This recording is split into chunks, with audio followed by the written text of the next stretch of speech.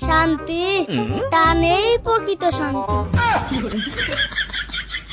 রাত জাগা হবে পকেটে আবার হবে পড়ালেখা কিছু ধরা হবে না।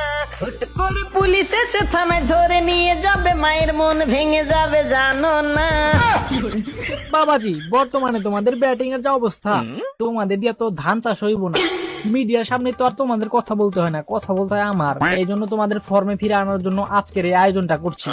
বাবা শান্ত, অনেক আশা নিয়ে তোমার হাতে দলের দায়ভার তুলে দিছিলাম, আর তুমি এটা কি করলা বাবাজি? তোমার ব্যাটিং এর যা অবস্থা, তোমার দিয়ে তো এখন পানি টানাই তৈব, কিন্তু কিছু করার নাই, তুমি তো ক্যাপ্টেন, তোমার তো বাদ দেওয়া যাবে না। যাই হোক শোনো, তোমরা একটা ম্যাচ এমন ভাবে খেলবা, মনে করবা ওই ম্যাচটা হাইরা গেলে তোমার বউ অন্য ব্যাটার লগে ভাইগে যাবে। ওই পাপন ভাই, এটা আপনি কি শোনাইলেন? এটা শুনে তো আমার আরো হারতে ইচ্ছা করতেছে।